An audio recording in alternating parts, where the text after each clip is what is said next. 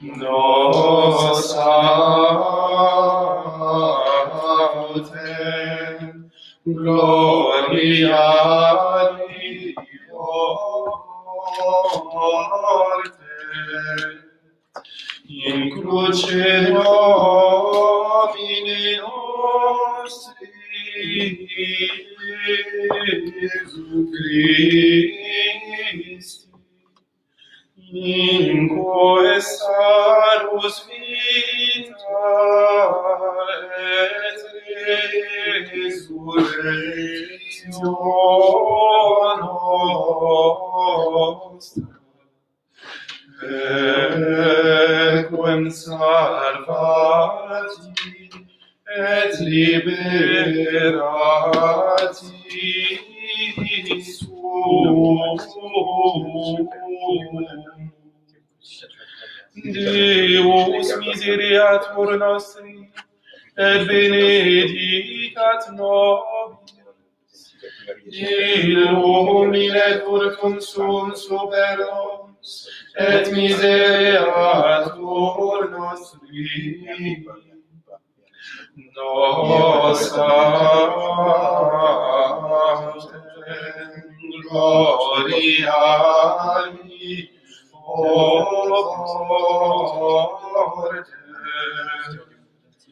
in cruce Domini nostri Iesu Christi, in quae salus vita et resurrectio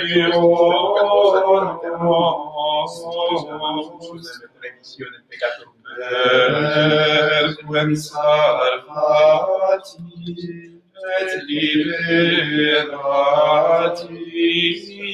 suum.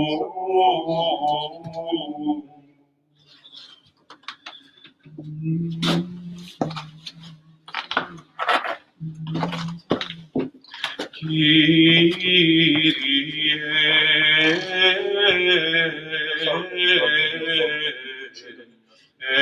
eleison, Kyrie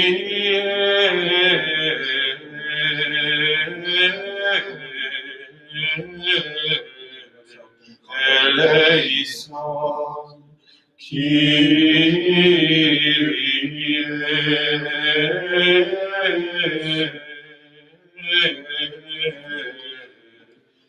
eleison, Christe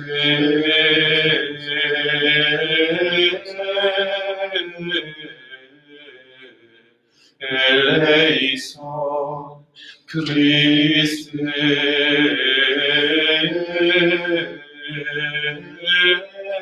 eleison, Christe eleison,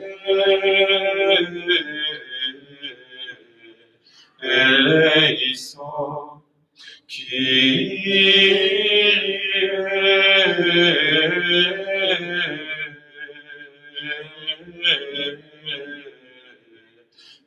eleison,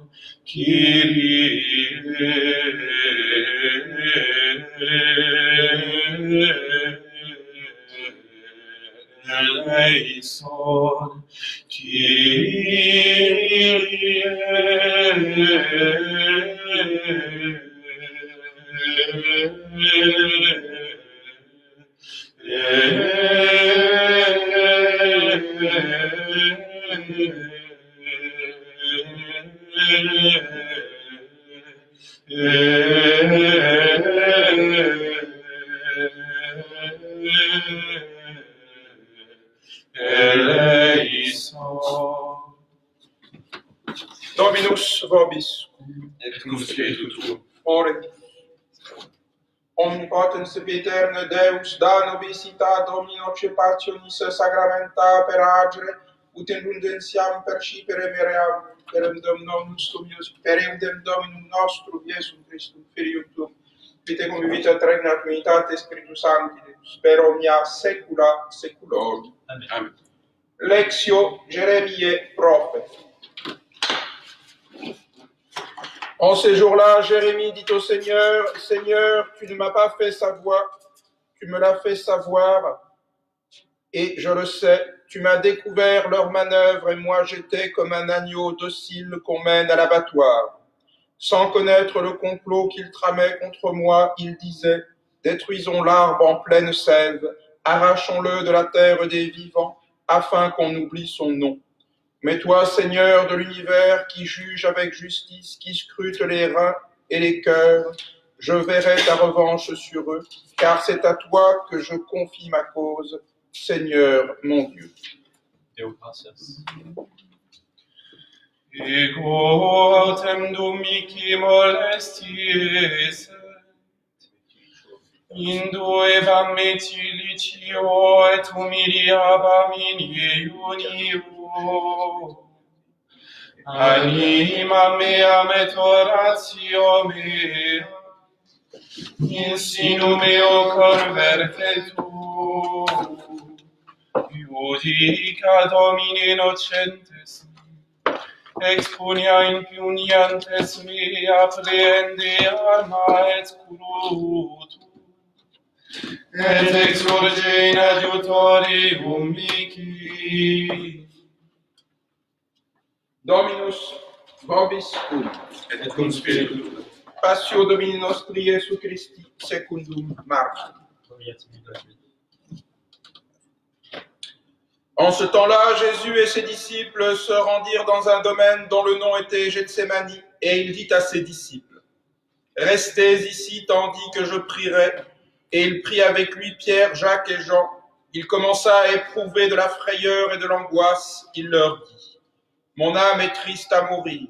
Demeurez ici et veillez. » Puis, s'avançant un peu, il se prosternait sur le sol et il priait pour que, s'il était possible, cette heure s'éloignât de lui.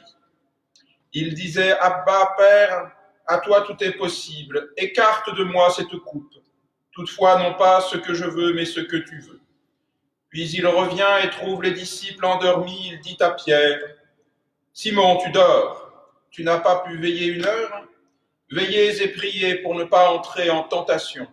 L'esprit est ardent, mais la chair est faible. » De nouveau, il s'éloigna et fit la même prière. Puis il revint et de nouveau les trouva endormis, car leurs yeux étaient alourdis, et ils ne savaient que lui répondre. Quand il revint pour la troisième fois, il leur dit, « Dormez donc et reposez-vous, cela suffit. L'heure est venue, voici que le Fils de l'homme va être livré aux mains des pécheurs.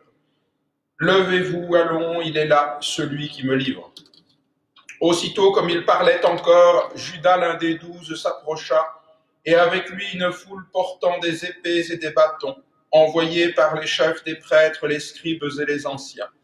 Celui qui le livrait avait convenu avec eux d'un signal. Il leur avait dit, « C'est celui que j'embrasserai, arrêtez-le et emmenez-le sous bonne garde. » Aussitôt arrivé, il s'approcha de lui et dit, « Salut, Rabbi !» et il l'embrassa. Et les autres mirent la main sur lui et l'arrêtèrent. Un des assistants tira son épée, frappa le serviteur du grand prêtre et lui enleva l'oreille. Jésus prit alors la parole et leur dit, « Comme pour un brigand, vous êtes sortis avec des épées et des bâtons pour me prendre. Tous les jours, j'étais près de vous enseignant dans le temple, et vous ne m'avez pas arrêté. Mais c'est afin que les Écritures s'accomplissent. » Alors tous, l'abandonnant, s'enfuirent. Un jeune homme le suivait revêtu seulement d'un drap. On l'arrêta, mais lâchant le drap, il s'enfuit tout nu. On emmena Jésus chez le grand prêtre, et tous les chefs des prêtres, les anciens et les scribes, se réunirent.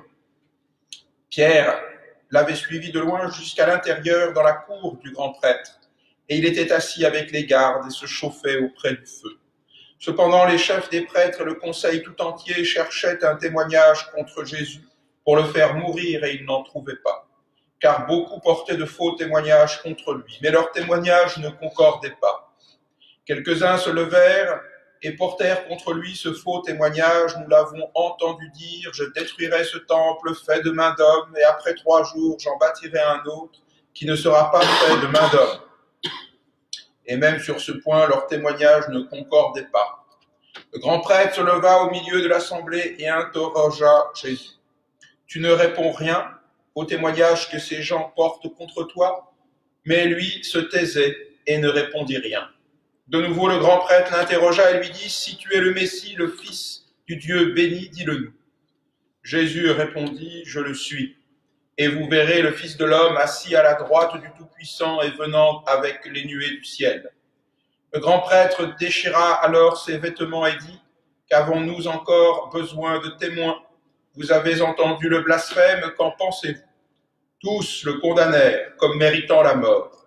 Certains se mirent à cracher sur lui, à lui couvrir le visage, à le gifler en disant « C'est le prophète ». Et les gardes le frappèrent. Comme Pierre était en bas dans la cour, arriva une des servantes du grand prêtre. Elle vit Pierre qui se chauffait, elle le regarda et dit « Toi aussi, tu étais avec le Nazaréen, avec ce Jésus. » Mais il nia et dit « Je ne le connais pas. Je ne sais pas ce que tu veux dire. » Il sortit à l'extérieur dans le vestibule, le coq chanta. La servante le vit et recommença à dire aux assistants, celui-là en est. Mais il nia de nouveau. Peu après, ceux qui étaient là disaient à leur tour à Pierre, pour sûr tu en es, car tu es galiléen. Alors il se mit à dire avec des imprécations et des serments, je ne connais pas cet homme dont vous parlez. Aussitôt, pour la seconde fois, le coq chanta. Pierre se rappela la parole que Jésus lui avait dite, avant que le coq ait chanté 2 fois, tu me renieras 3 fois. À cette pensée, il pleurait. Dès le matin, les chefs des prêtres tinrent conseil avec les anciens, les scribes et le Sanhédrin tout entier. Puis, ayant lié Jésus, ils l'emmenèrent et le livrèrent à Pilate. Pilate l'interrogea, « Es-tu le roi des Juifs ?» Il lui répond, « Tu le dis toi-même. » Les chefs des prêtres portaient contre lui beaucoup d'accusations. Pilate l'interrogea de nouveau. « Tu ne réponds rien. Vois combien d'accusations il porte contre toi. » Mais Jésus ne répondit plus rien, si bien que Pilate était dans l'étonnement. Or, à chaque fête, il leur accordait la liberté d'un prisonnier, celui qu'il réclamait. Et il y avait alors un nommé Barabbas, emprisonné.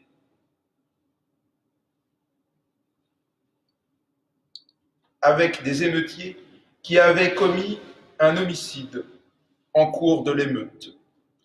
La foule monta et se mit à réclamer à Pilate ce qu'il leur accordait toujours. Il leur répondit, « Voulez-vous que je vous libère le roi des Juifs ?» Car il comprenait que les chefs des prêtres l'avaient livré par jalousie. Mais les chefs des prêtres soulevèrent la foule pour qu'il leur libérât plutôt Barabbas. Pilate prit de nouveau la parole et leur dit, « Que ferai-je donc de celui que vous appelez le roi des Juifs ?» De nouveau, ils crièrent, « Crucifie-le !» Pilate leur dit, « Quel mal a-t-il donc fait ?» Mais ils crièrent de plus en plus fort, « Crucifie-le !»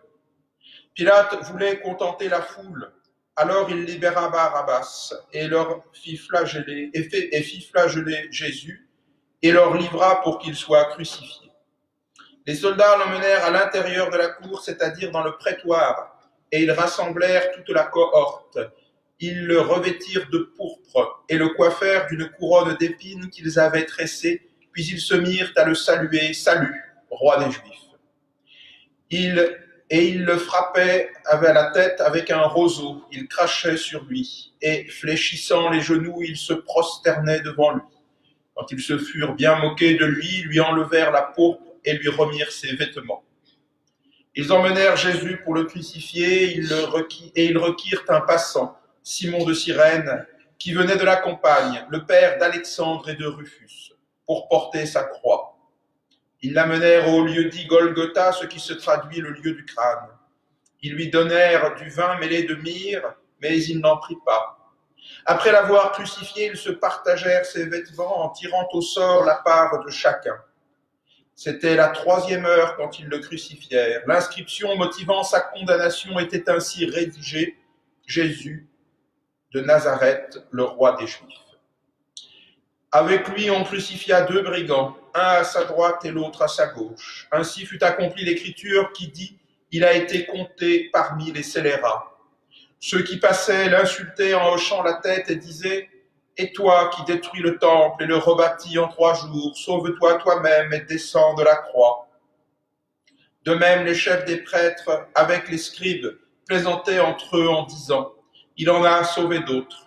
Il peut se sauver lui-même, le Messie, le roi d'Israël, qu'il descende maintenant de la croix pour que nous voyions et que nous croyions. » Ceux qui étaient crucifiés avec lui l'injuriaient aussi.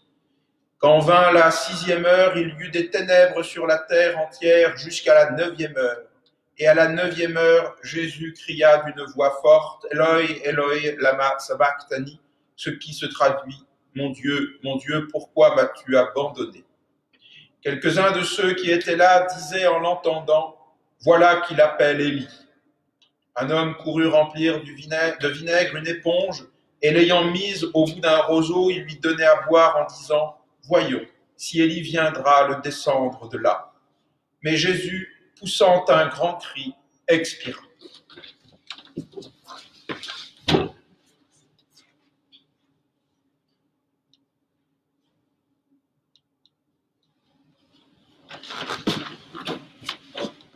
Le rideau du temple se déchira en deux, puis depuis le haut jusqu'en bas. Le centurion qui se tenait devant Jésus, en voyant qu'il avait ainsi expiré, dit alors, « Vraiment, cet homme était le Fils de Dieu. » Il y avait aussi des femmes qui regardaient au loin, parmi elles Marie-Madeleine, Marie, mère de Jacques le mineur et de Joseph, et Salomé, qui le suivait et le servait quand il était en Galilée, et beaucoup d'autres qui étaient montés avec lui à Jérusalem. Le soir étant venu, comme c'était la préparation, c'est-à-dire la veille du sabbat, arriva Joseph d'Arimathie, membre notable du conseil, qui attendait lui aussi le royaume de Dieu. Hardiment, il se rendit chez Pilate et réclama le corps de Jésus. Pilate s'étonna qu'il fût déjà mort et appela le centurion. Il lui demanda s'il y avait longtemps qu'il était mort. Renseigné par le centurion, il fit remettre le cadavre à Joseph. Celui-ci, ayant acheté un linceul, descendit le corps, l'enveloppa dans un linceul et le déposa dans un tombeau qui avait été creusé dans le roc. Puis il roula une pierre à l'entrée du tombeau. Marie-Madeleine et Marie, mère de Joseph, regardaient l'endroit où on l'avait déposé. Au nom du Père et du Fils et du Saint-Esprit. Dans la forme extraordinaire du rite, mes bien chers frères, je ne vais pas faire un sermon parce que la lecture est assez longue de l'Évangile et nous entendons 4 fois, en fait nous entendons tous les récits de la Passion du Christ. Nous avons entendu un dimanche, un aujourd'hui, on entendra un 3e demain et le 4e au vendredi saint. Nous voulons nous mettre dans les pas de Jésus, entrer trait pour trait dans cette expédition que les saintes femmes ont suivi pas à pas, que quelques disciples ont vécu plus ou moins éloignés. Nous voulons accompagner notre Seigneur dans son chemin. Pourquoi faire cela? Pour nous rendre vraiment compte intérieurement de la correspondance profonde dans cette humanité que le Christ va vivre dans l'extrême déréliction avec la nôtre, afin que nous puissions entrer vraiment dans le chemin qu'il prend et qui doit nous mener à la résurrection. Je ne relèverai qu'un détail qui, parmi d'autres, je vous recommande de méditer cet évangile. Je relèverai un petit point, Simon de Cyrène et le centurion. Ça fait 2 points. Simon de Cyrène est juif, mais il ne connaît pas Jésus. Il est requis par hasard. Et parfois, c'est par hasard que nous rencontrons la croix. Nous ne la cherchons pas, mais elle nous rencontre. Alors, il nous faut embrasser la croix quand elle passe. Le service que Simon de Cyrène va rendre n'est pas petit. Il aide le Seigneur à un moment important. Et ici, l'évangéliste, il est le seul à le faire, nous précise bien qu'il s'agit, Marc aime bien les détails précis, il nous donne le nom de ses fils, Alexandre et Rufus. Ces deux personnages, Alexandre et Rufus, vont se convertir et être estimés de la première communauté chrétienne. La rencontre inopinée de leur père avec la croix, qui n'est pas la sienne, avec ce Jésus qu'ils ne connaissent pas, va faire la destinée de leur vie. Le deuxième point que je voudrais relever, pas tout aussi simplement, c'est le centurion. C'est le premier, après la mort du Christ, à confesser qu'il est le Seigneur. C'est important, nous avons peut-être son nom. Il s'agirait de Longin, qui a plongé sa lance dans le côté du Christ pour s'assurer qu'il était bien mort et ne lui pas briser les jambes. Et lui aussi, il se convertit inopinément. Il n'était pas gagné qu'il pût se convertir. Il était chargé de faire exécuter une sentence barbare. Il a fait mettre à mort le Christ, ou plutôt il l'a opéré, cette mise à mort, par ses soldats, et il va se convertir. C'est un païen, le premier, qui confesse le Christ. Voilà comment, de l'Ancien au Nouveau Testament, il y a maintenant un lien indissoluble, et c'est la croix. Des deux peuples, il n'a fait plus qu'un. Le dernier qui aidera Jésus, c'est un juif. Le premier qui confessera son nom, c'est un païen. Des deux peuples, il n'en a fait plus qu'un. Dans le Christ, nous avons une fraternité qui ne peut se dissoudre, car elle n'est pas faite d'aucune destinée humaine ou de contingence humaine. Elle est faite de l'unique nécessaire, le Christ. Ainsi soit.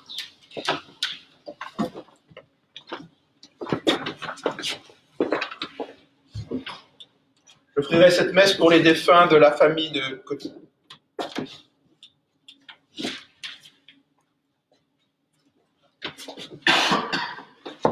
Dominus vobiscum et comice Ori.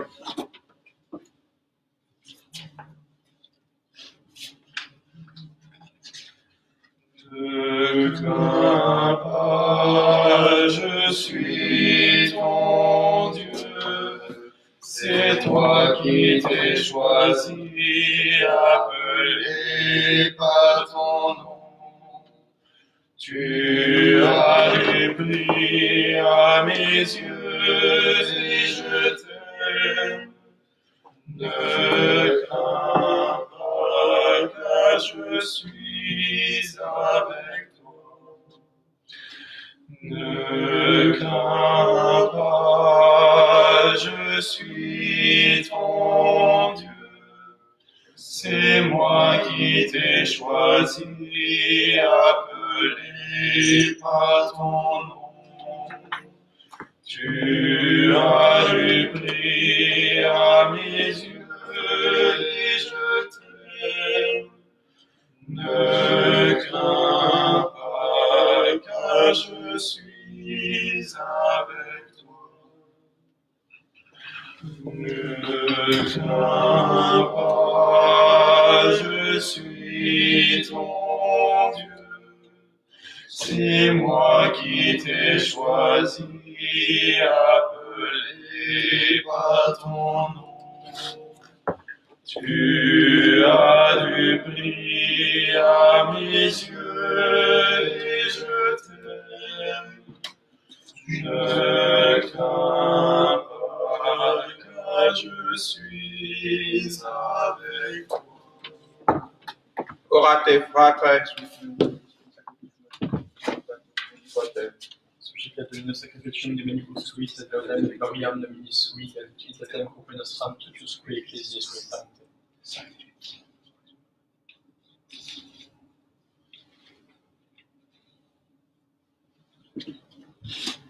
per omnia saecula saeculorum. Amen. Dominus vobis. Sursum corda. Abemus ad Domino. Gracias agamus Dominus Deus nos. Dignum et justum est. Mere dignum et justum secum et salutare nostri semper tubique gracias agere Domine Sancte Pater omnipotens aeternus Deus. Qui salutam humani generis in nihil crucim constituisti et unde mos orivatur unde vida resurgere. et qui in ligno vincevat in ligno quoque vinceretur, per Christum Dominum nostrum. Peque maiestatem tuam laude angeli, adorant dominatione extremum potestates, cericerumque virtutes ac beataras seraphim, socialis mutatione concelebrant, quibus nostras voces ut admiti iubeas de peccamur, supplici confessione dicet.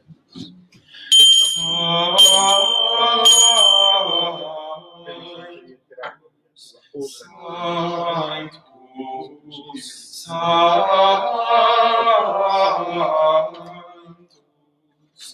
Dominus Deus ad, pleni sunt celi et terra, gloria tua. Hosanna in excelsis, benedictus qui venit in nomine Domini.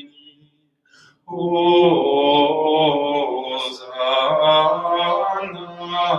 in excelsis. Amen.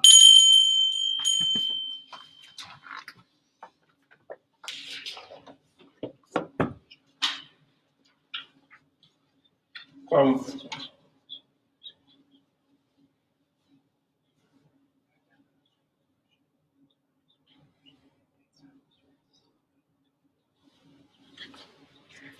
Vi preghiete.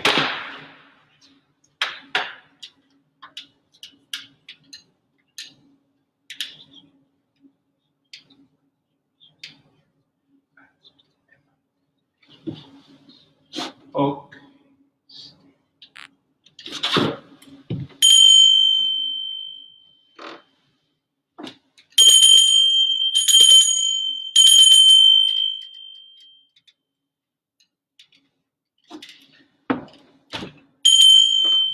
Simili modo posso.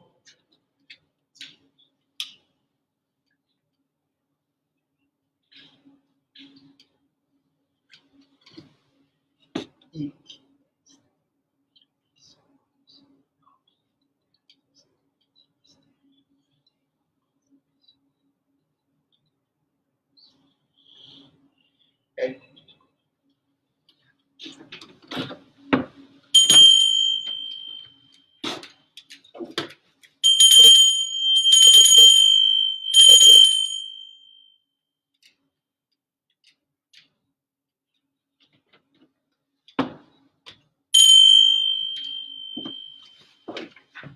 Onde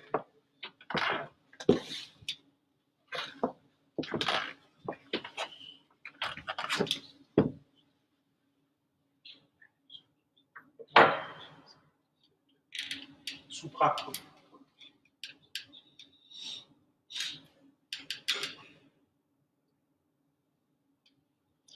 supplici est.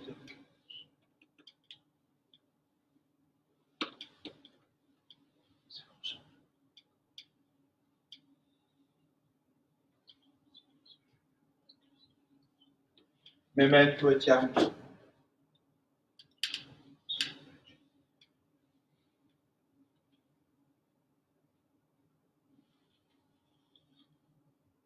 Ipsis.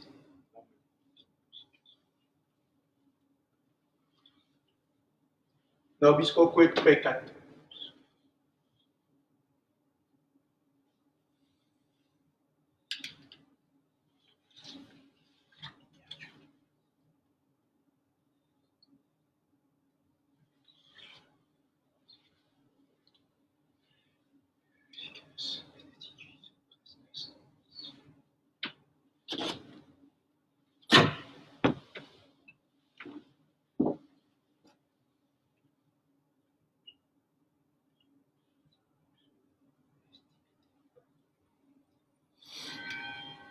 Omnis.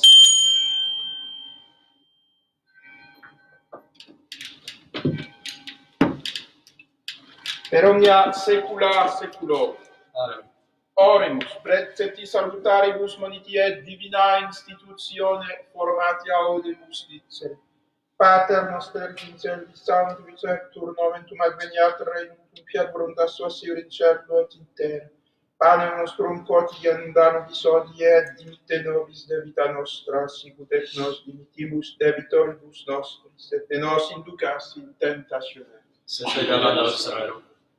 liberamus.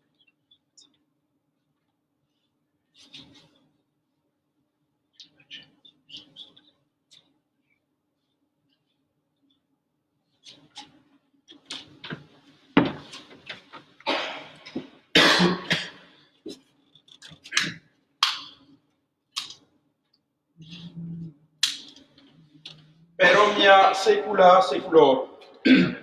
Pax Domini sit semper vobis. Spiritu tuo. Agnus Dei, qui tuoris peccata mundi, miserere nobis. Agnus Dei, qui tuoris peccata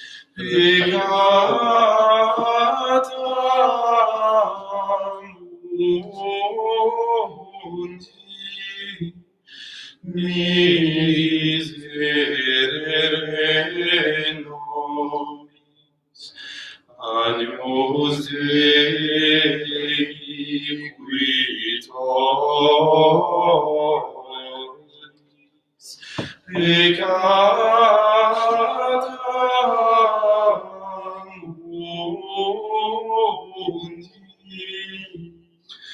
miserere nobis. Agnus Dei, qui tuoris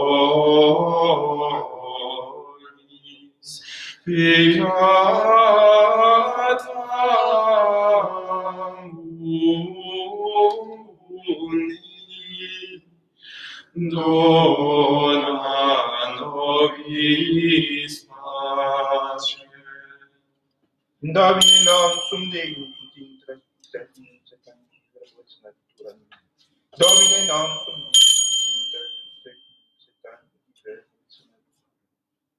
Domine non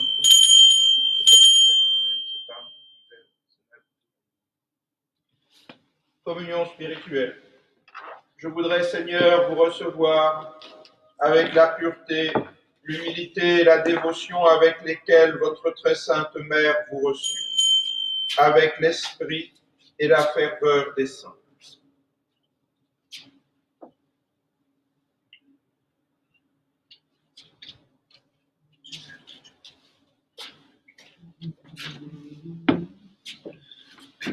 Âme du Christ, sanctifie-moi.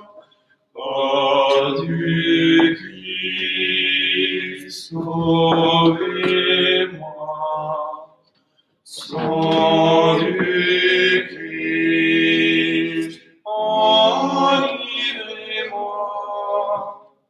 Eau du côté du Christ, lavez-moi.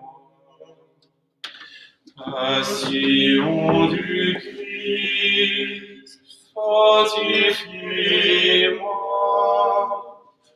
Ô doux Jésus, exaucez-moi. Dans vos blessures, cachez-moi. Ne permettez pas que je sois séparé de vous,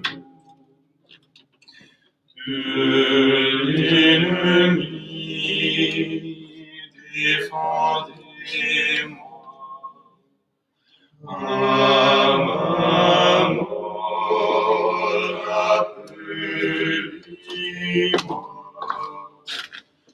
Ordonnez-moi de venir à vous, pour qu'avec nos saints je vous loue. dans les siècles des siècles. Ainsi soit. Dominus vobiscum. Et cum spiritu tuo. Oremus.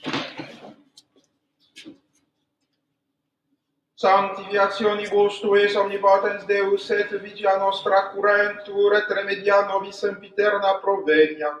Per Dominum nostrum Iesum Christum Filium tuum, qui tecum vivit et regnat in unitate Spiritus Sancti Deus, per omnia saecula saeculorum. Amen. Oremus. Humiliate capista vestra Deo.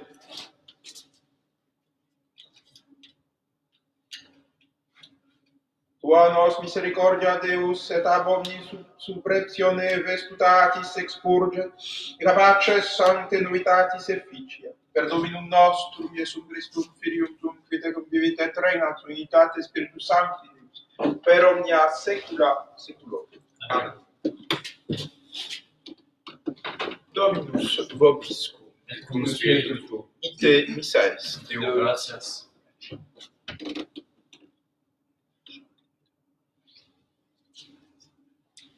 Benedicat vos omnipotens Deus, Pater, et Filius et Spiritus Sanctus. Amen. Dominus vobiscum. Et cum spiritu tuo. Initium Sancte Evangelium secundum Ioannem. Obiati Domini. Stabat mater dolorosa, iusta crucem lacrimosa, tum pendebat filius, cuius animam gementem contristatam et dolentem, pertansivit gladius.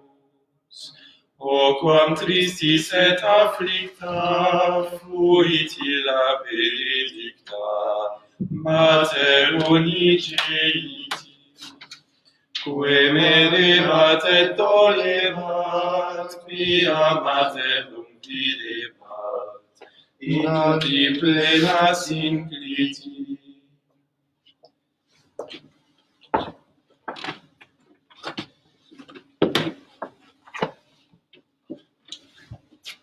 Prière à Saint Roch.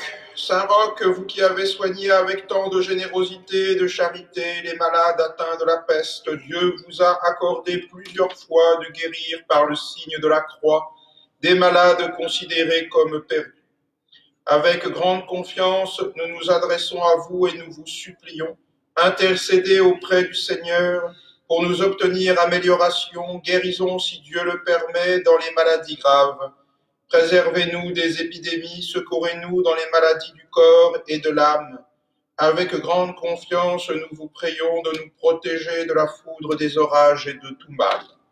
Saint Roch, cœur sacré de Jésus, j'ai confiance en vous. Cœur douloureux et immaculé de Marie, Priez pour nous.